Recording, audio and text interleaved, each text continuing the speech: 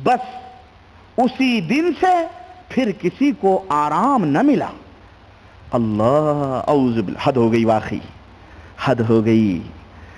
यानी कब्र के अंदर बाकायदे वो कोई नुस्खे थे क्या, मिट्टियों में मिला रहा था, नीचे नीचे ऊपर स्पोर्ट कर रहा था। फिर वो मर गया था, मरा नहीं था, वो जिंदा था। नंबर 3, क्या देवबंदी मौलवी कब्रों में जिंदा रहते हैं? जब वो मर जाएं तो जिंदा रहते हैं। नंबर 4, ऊपर का आर्डर उनके ऊपर भी चलता है। बेटा बड़ा तेज मिजाज था, डर गया बाप। अरे जिसे अल्लाह का खौफ ना हो, जाहिर है उसे बंदों ही का डर लगेगा। हैं? दुनिया फायदा उठा रही थी, बेटे की धमकी पर जनाबे आली ये बाप डर गया। और कब्र के नीचे ये तो देवबंदियों ही के कान हो सकते हैं कि सुनाते हैं। हाँ, या तो हमारे बरेली, अभी तक बरेलवी हजरात संगमरमर लगा लगा करके सुनाते थे। अब इन देवबंदियों से कोई पूछे, वो तो मुशरिक थे सुनाने पर, और तुम्हें क्या लक़ब दिया जाए, तुम्हें क्या कहा जाए। और हमारे हिंदुस्तान के गैरतमंद मौलवियों, हम तुम्हें दावत देते हैं कि तुम अपने आप को किताब व सुन्नत का दाई समझते हो तो अपनी जुबानें क्यों नहीं खोलते हो? इनके खिलाफ उठ करके जिहाद करना ये बहुत बड़ा जिहाद है। क्यों? ये बदअकीदगियां फैलाते हैं उम्मत के अंदर, और जब कोई इनके ऊपर जुबान खोलता है तो कहते हैं कि उम्मत के अंदर इख्तलाफ पैदा होगा। अबे ये तो सबसे पहले इख्तलाफ करके बैठे हुए हैं। इनका वजूद इख्तलाफ, इनका बाकी रहना इंतशार। इसलिए कहते हैं कि जनाब अली उसके बाद किसी को आराम न हुआ। जैसे शोहरत आराम की हुई थी वैसे ही ये शोहरत हो गई कि अब आराम नहीं होता। फिर लोगों ने मिट्टी ले जाना बंद कर दिया, तब जाकर के राहत मिली। ये क्या बदअकीदगी है? ये वाकया नहीं, ये बदअकीदगी का एक नमूना है। जिस खबरों के अंदर इनके सोए हुए मुर्दे सारे के सारे जिंदा रहते हैं, और ये सब ऊपर वालों को शिफा पहुंचाते हैं, ऊपर वालों को फायदा पहुंचाते हैं। मरने के बाद भी इनकी करामतें चलती रहती हैं। अस्तगफिरुल्लाह। मुझे बताओ, आज भी तुम्हारा कोई मुल्ला मरे तो तुम्हारा ये फायदा होता है कि नहीं होता है?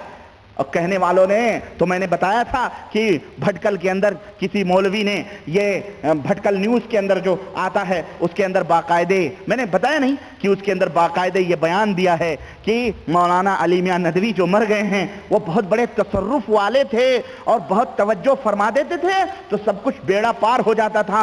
बहुत बड़े वली अल्लाह थे, लेकिन किसी से कुछ कहते नहीं थे, न बड़ मारते थे। और उनकी शक्ल, उनकी सूरत बेआईन ही रसूलुल्लाह सल्लल्लाहु अलैहि वसल्लम की सूरत है। अस्तगफिरुल्लाह। ये हमारे देवबंदी भाई लोग हैं। हाँ, ये बरेलवी नहीं, ये देवबंदी लोग हैं। हमने कहा, किसी ने कहा कि मौलाना अब क्या होगा? मैंने कहा थोड़े दिन सब्र करो, अभी तक सूरत रसूलुल्लाह सल्लल्लाहु अलैहि वसल्लम की हुई है। पूरा देवबंद मदीना बनेगा या पूरा सहारनपुर, पूरा नदवा मदीना बनेगा, और पली मियां नदवी फिर वही सब कुछ होगा जो इनके यहाँ होता। थोड़ा सब्र करो, आने वाली नस्लें सब कुछ करने वाली, और यही होता है मेरे अजीजों, मेरे दोस्तों। अच्छा जनाब, अब ये बुजुर्ग लोग इस तरह से करते हैं। एक और वाकया मैं आपको बताऊं, मलफूजात हिस्सा अव्वल, जिल्द अव्वल और सफ़ा नंबर 108। ये मलफूजात आला हजरत, ये देखें 108 नंबर के सफ़ा के अंदर ये देखें हजरत क्या फरमाते हैं। कहते हैं कि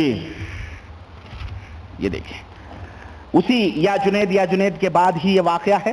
कहते हैं कि दो साहब औलियाए कराम, ये भी औलियाए कराम की फहरिस्त में है, देखें इनकी भी गप्पबाजी और झूठ देखें। ये बरेलवियों के मौलवी, हनफियों के ये मौलवी हैं, ये औलियाए कराम है। सुनो, कहते हैं एक दरिया के उस किनारे और दूसरे दरिया के उस पार रहते थे। एक उस पार रहता था, एक इस पार रहता था, है ना। उनमें से एक साहब ने अपने यहाँ खीर पकवाई, पीर साहब के यहाँ खीर पकी, और खादिम से कहा थोड़ी हमारे दोस्त को भी दे आओ। खादिम ने अर्ज किया कि हुजूर रास्ते में तो दरिया पड़ता है, क्यों कर पार उतरूंगा, कश्ती वगैरह का कोई सामान नहीं है, मैं कैसे उन बुजुर्ग के पास जाऊंगा। फरमाया दरिया के किनारे जाओ और कहो कि मैं उसके पास से आया हूं जो आज तक अपनी औरत के पास नहीं गया। सुनो, दरिया से जाके कहो मैं उसके पास से आया हूं जो आज तक अपनी औरत के पास नहीं गया। खादिम हैरान हो गया कि हजरत ये क्या मुअम्मा है इस वास्ते की, ये 2-2, 4-4, 5-5 बच्चे है ना, ये औलाद जो उनकी फिर रही थी, ابے ڈرا، وہ بھی ڈرا ہوگا کہیں یہ الزام میرے سر تو آنے والا نہیں ہے، ابے یہ تو اپنی بیوی کے پاس جاتے ہی نہیں، پھنس گیا خادم اب یہ بیچارہ۔ لیکن کہتا ہے بہرحال تعمیل حکم ضروری تھا۔ یہی واقعہ سیم یہی واقعہ تبلیغی نصاب کے اندر زکریا صاحب نے لکھا ہے، فضائل ذکر کے اندر غالباً ہے یہ واقعہ، سیم یہی واقعہ۔ اس کے اندر تھوڑا سا انہوں نے بڑھا چڑھا کے لکھا ہے کہ جب پیر صاحب نے یہ کہا کہ جاؤ دریا سے یہ کہہ دینا کہ میرے پاس، میں اس کے پاس سے آیا ہوں جو آج تک اپنی بیوی کے پاس نہیں گیا، تو بیوی بالکل غصے میں آگ بگولا ہو گئی، کہنے لگی یہ کیا 10-5 بچے 8-10 لڑکے جو ہیں یہ کیا حرامی ہیں؟ کیا ہم دوسرے کے پاس گئے تھے؟ میرا مرد ہو کر کے یہ کہتا میں تمہارے پاس نہیں گئی، تمہارے پاس میں نہیں آیا، میں تمہارے پاس نہیں آیا، تو کیا میں کوئی غلط کام کروائی ہے جو بچے ہیں؟ یہ زکریا صاحب نے لکھا ہے، لیکن اعلیٰ حضرت نے یہ بات اس میں نہیں لکھی ہے۔ بہرحال تعمیل حکم ضروری تھی، دریا پر گیا اور وہ پیغام جو ارشاد فرمایا تھا کہا، دریا نے فوراً راستہ دے دیا۔ ہم نے تو ابھی تک یہی معجزہ سنا تھا کہ حضرت موسیٰ علیہ السلام نے دریا پر عصا مارا اللہ کے حکم سے تو دریا 2 ٹکڑوں میں ہو گیا اور اس طرح سے راستہ مل گیا دریا میں۔ لیکن یہ دیکھیں یہ بریلی شریف کے پیر لوگ ہیں، یہ ان کے بریلی شریف کے اولیاء اللہ ہیں جو موسیٰ سے بھی آگے بڑھ گئے۔ پیر تو پیر، وہاں تو موسیٰ نے ڈنڈا مارا، یہاں تو مرید بھی حکم دے رہا ہے اور باقاعدہ اپنے مرشد کا پیغام سنا رہا ہے، تو دریا انہیں راستہ دے رہا ہے اور اس طرح سے دریا پار ہو رہے ہیں۔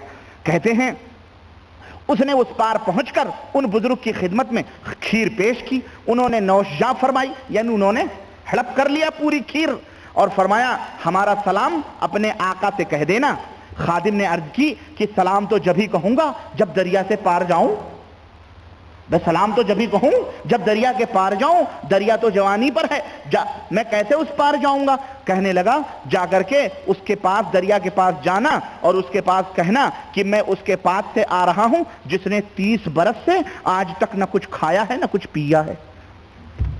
پوری کھیر ہڑپ کر گیا یہ سامنے اور کہتا نہ کچھ کھایا ہوں نہ کچھ پیا ہوں۔ حد ہو گئی گپ کی اور حد ہو گئی جھوٹ کی۔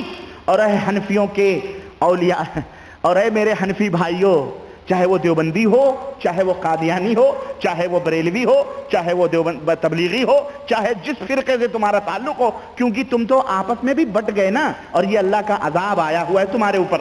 اور یہی نہیں، ابھی تو اور بھی بٹو گے تم اور اسی طرح پٹو گے۔ اللہ سے توبہ کرو اور قرآن و سنت کو اپنا دستور مانو۔ سنو، کہتے ہیں اب یہ جھوٹ کہاں سمانے والا، سامنے کھایا، پورا ہڑپ کر لیا۔ اور زکریا صاحب نے لکھا ہے کہ اس نے کہا کہ کھا کھا کر کے بھینس ہو گیا ہے نا، اور پھر بھی کہہ رہا 30 برس سے نہ کچھ کھایا ہوں نہ کچھ پیا ہوں۔ خادم شچو پنچ میں تھا۔ یہ عجیب بات ہے، ابھی تو میرے سامنے پوری کھیر ہڑپ کی ہے، انہوں نے لکھا تناول فرمائی ہے نا، میں اس کا ترجمہ ہڑپ کرنا کہہ رہا ہوں۔ ہڑپ کر، کیوں یہ ہڑپ کرتے ہیں؟ کیوں یہ شیطان ہوتے ہیں، شیطان۔ ہاں آپ کو میں بتاؤں، گلبرگہ والے خواجہ نے اپنی کتاب کے اندر، ان کی کتاب جو ہے اس کا کیا نام، جوامع الکلم، انہوں نے لکھا ہے کہ مردوں کا چلہ کیا ہوتا ہے معلوم؟ مردوں کا چلہ یہ ہوتا ہے کہ 5-6 بکرے اور پتہ نہیں کتنے کلو کی پوڑیاں اور حلوے اور ماڑھے یہ کھائے، 5-6 بکرے ایک وقت میں کھائے اور کھا کر کے چلے میں بیٹھے اور پھر اسی وضو سے باہر نکلے، یہ مردوں کا چلہ ہے۔ ہم نے کہا یہ تو شیطان کا پیٹ ہوا۔ اللہ کے نبی صلی اللہ علیہ وسلم نے تو فرمایا ہے کہ مومن ایک اتڑی سے کھانا کھاتا ہے، لیکن شیطان اور کفار جو ہوتے ہیں ان کے 7 اتڑیاں ہوتی ہیں، یعنی بڑا لالچی اور حریص ہوتا ہے، اس طرح وہ کھانا کھاتا ہے۔ تو اس طرح سے دیکھیں، کہتے ہیں کہ فرماتے ہیں اتنی مدت سے کچھ نہیں، مرید سوچنے لگا کہ یہ ہمارے سامنے انہوں نے ہڑپی اور کہتے ہیں اتنی مدت سے کچھ نہیں کھایا، لیکن ادب سے کچھ نہیں بولا، آ کر